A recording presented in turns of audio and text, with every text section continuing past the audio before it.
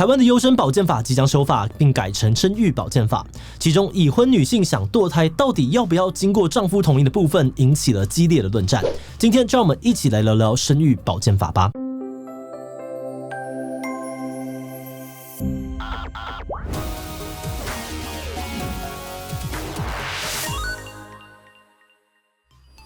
Hello， 大家好，我是志祺。这几年很多国家都在修跟堕胎相关的法律，像是波兰的大法官认为堕胎危害了胎儿的生存权，所以几乎是全面禁止了堕胎的行为。而前阵子美国推翻了罗斯韦德案，大法官认为美国宪法并没有保障或允许民众有堕胎的权利，所以现在美国人能不能够堕胎，还要看他所在的州怎么规定。那在很多国家的堕胎法规越来越严格的现在，台湾的修法方向却稍微有点不同。从今年初开始，立法院要修优生保健法的消息就引起了一些讨论。这个修法的方向，有人喜欢，有些人不喜欢。而其中民众意见最分歧的部分，就是如果已婚的女性想要进行人工流产，到底需不需要经过老公的同意？那今天呢，我们会先跟大家介绍台湾的这个优生保健法预计要怎么修，为什么要修，大家又在吵些什么。不过在开始之前，按照惯例，还是先让我们进一段工商服务时间。提案总是提不过，甚至修到4、5版，好想知道老板跟客户到底要什么。行销提案实战推出7月的限时优惠，把握这个机会上课，让提案更容易过关。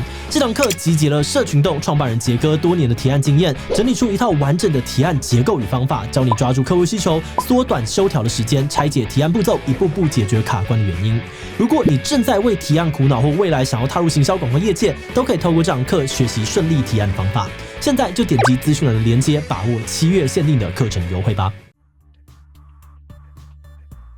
依照刑法第288条的规定，除非是因为生病或者是有生命上面的危险，否则妇女堕胎在台湾依然构成了刑事犯罪。而协助堕胎的医师呢，也可能被依照这个加工堕胎罪或者是意图盈利加工堕胎罪来处罚。而直到了1984年，台湾正式通过了优生保健法，如果要堕胎的人有符合以下的几种状况，那就不会构成刑事犯罪。第一个，妇女是非自愿怀孕，例如遭到强暴啊，或者是诱奸。而第二是胎儿的生父是法律规定不能跟妈妈结婚的对象，比如说是兄弟姐妹。第三是胎儿有畸形发育的可能，或是父母亲有遗传疾病、传染疾病或精神疾病史。而最后是医师认定这个怀孕或分娩可能会危害到孕妇的健康，或者是影响到孕妇的家庭生活与心理状态。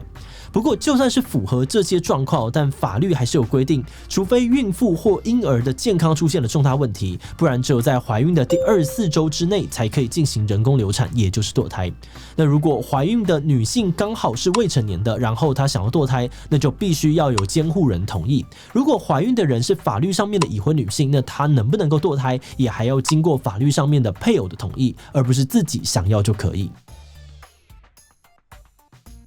关于这一次的修法，简单来说有2个主要的原则方向。第一个是减少歧视，第二则是加强女性当事者的自主权。首先，原本优生保健法中的优生2个字，意思是这些规定都是为了考量优生学。某种程度上面来说呢，似乎有点暗示身心障碍者不适合生育，或身心障碍的孩子应该要被筛选掉，多少有点歧视的意味。所以这一次除了会把优生保健法改成生育保健法之外，原本这个法条当中有出现有爱优生这4个字的地方呢，也都会改掉。而另外，刚刚讲到原本未成年少女必须要监护人或是法定代理人同意才可以堕胎，但现在修法的目标希望改成，如果未成年少女跟监护人有不同的意见，那司法或行政机关就能够介入，透过征询心理及医学专家的这个意见呢，做出适合的裁决。而最后还有一个方向，就是这次讨论最热烈，也是我们今天最主要要谈的议题：已婚的妇女可以不用再经过配偶同意，就能透过医师的评估认定去实行人工流产。不过在看看正反意见之前，我们先来看看政府到底在想什么，为什么要这样子修呢？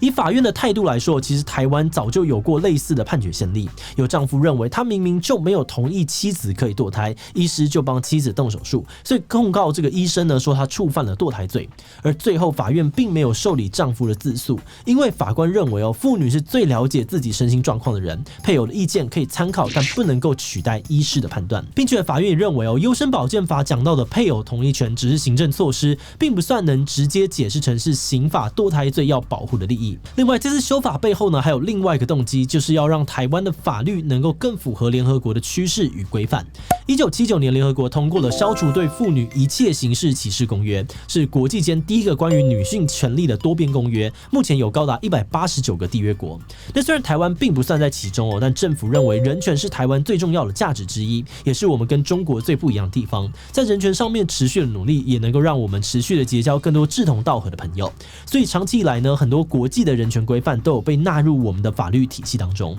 那这个公约认为婚姻关系当中男女应该是平等的，同时妇女是负责怀胎跟哺乳的人，通常也会担任主要照护者的角色。怀孕会影响到她的职业发展和继续接受教育的机会，甚至很有可能会影响到她的生理与性健康，而她的身心健康也会影响到小孩的身心健康。所以这个合约认为女性在婚姻里面呢，有权利自由决定要生几个小孩，相隔多久生。他们鼓励妇女呢多多的纳入伴侣的意见，但这不代表伴侣的意见可以完全的凌驾在本人的意愿之上。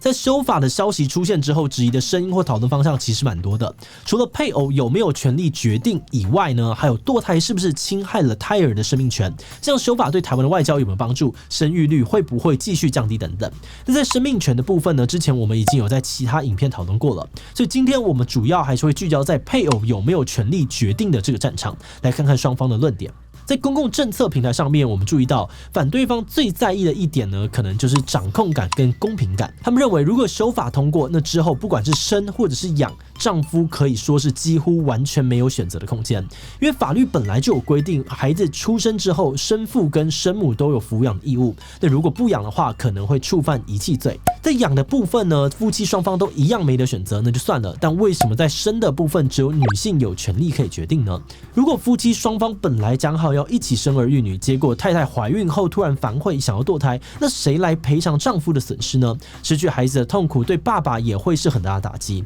那现在修了法，好像都没有顾虑到父亲的心情。针对这样的质疑支持者强调，就像刚刚讲到的判例，其实现在法庭上面的意见本来就认为丈夫的意见只是堕胎时的其中一个参考，而不是必要条件。所以如果夫妻关系健康，那这个修法并不会产生太实际的改变或影响，但这个修法却可以让那些活在权力不对等的婚姻中的女性受益。比如说呢，有的人的这个婚姻其实很不美满，甚至有非合意性交，也就是婚内性侵的状况，妻子可能完全不想跟这样子的丈夫生小孩。那现在修法如果通过了，等于是保障了她有更多的自我救济的空间。那在修法对于丈夫不公平的部分，支持者认为怀孕生产这一切的过程，妻子都要担负更多不同的风险。如果真的要追求公平，那丈夫是不是也愿意承担一样的风险呢？如果这件事情做不到，那是不是代表在这个地方要追求全然的公平，本来就几乎不可能？另外，又有人认为一个成年女性如果没有结婚，那她自己就可以决定要不要留下小孩，但婚后却被剥夺这样的权利，也是一件有点吊诡的事情，感觉好像自己变相成为了丈夫的所有物。而至于堕胎合法化会不会降低生育率的部分呢？从其他国家的统计数据来看，这两者之间其实没有什么太直接的影响，更关键的反而是民众有没有结婚，几岁的时候结婚。在进入观点以前，我们要先特别感谢志祺七七的所有会员因为有了大家的支持跟赞助，我们才能够持续的制作这种非常有可能会黄标的主题，真的是非常的感谢大家，尤其是最近真的黄标超级无敌多。如果你愿意支持我们走得更远，欢迎点击这个频道主页的加入按钮，成为我们的会员，或者也可以用超级感谢小额支持我们。好的，那话说回来在我们看这一次的讨论时候呢，觉得最震惊的就是有些女性的弱势程度超乎我们原本的想象。比如说刚刚讲到的婚内受暴就是一种，还有的人呢是没有经济能力可以做好避孕，甚至有的人根本没有机会接触到正确的避孕观念。假设我们暂时先撇开性别这个层次的论战，那想想那些正在破碎的婚姻或是极度弱势的环境当中被生下来的孩子，忍不住呢也会担心他们未来的命运是不是可能会更加的辛苦。如果他们长大了之后知道自己是怎么被生出来的，会不会觉得大受打击呢？而我们一直以来都相信法律存在的价值除了保障多数人的权利之外，也应该呢要让这个弱势的群体过着有尊严的生活。所以在大方向上面，我们认为这次修法的利益很良善，但细节到底要怎么样处理，这个部分就要留给大家来继续讨论了。关于这一次的这个堕胎修法，你的想法是什么呢？非常支持这代表国家越来越重视女性自主权了。比原则上面支持提升女性自主权哦，但我觉得如果是家暴之类的特案，要另外立法处理。所以我反对了，我觉得要不要拿到小孩，应该还是要夫妻共同决定的。提其他留言告诉我们你的想法吧。最后，如果你喜欢今天的影片，欢迎分享出去，让更多人知道优生保健法要怎么改。此外呢，也可以点这个地方看看美国罗素韦德案以及心跳法案的相关讨论。那么今天的这一期就到这边告一段落，我们就明晚再见喽。